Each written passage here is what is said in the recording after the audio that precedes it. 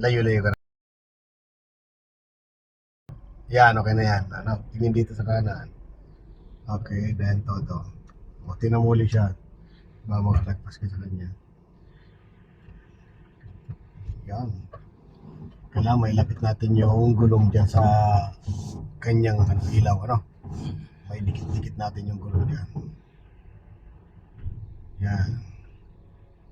Pag medyo malayo, expect mo na yan dito, pupunta ka niya sa itim na sakyan. No, malayo, no? So, ibig sabihin kulang pa yung pagbabante natin. Sige, atras ka lang. Sige pa, lapit-lapitan mo na itong, ano. Sige. No choice, no? No, malapit na, no? Todo man naman dito.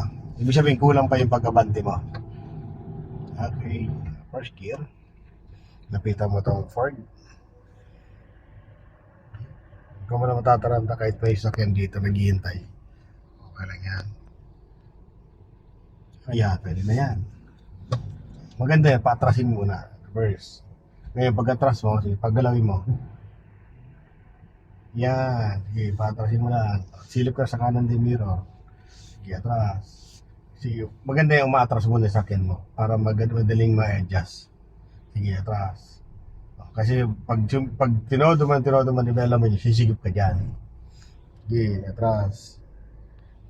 Balik mo ng malibala sa gitna. 1, 2. Kasi nasa gitna dyan. Yan, atras. Sige, gitna mo pa. Atras. Sige.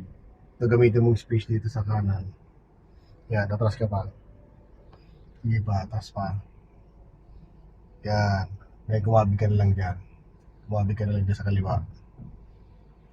Sige, kabigin mo kaliwa. Kumabi ka pa, lakihan mo kabig. Lakihan mo. Todo mo dyan, todo mo na. Todo mo. Para humabol tayo doon sa paggitna. Sige pa, todo mo yan. Yan, papantay na yan. Mamaya pa, todo mo lang. Hindi pa siya pantay. Kaunti na kamang. Ayan, wala na. Nasa stopper na ba? Okay, o, punta ka doon sa unahan. At may i-correct natin yan. Okay, yan, first gear. Pag di kaya ng atras, pwede punta sa una, no? Kunti lang naman, yan o. Okay na yan, o. O, pantay na yan. Gitna mo naman, nag-alam. Hanap mo ng gitna. Gitna ba yan, di ba? Patrasin mo, patakbuhin mo siya. O, pantay na. Diretso eh. No?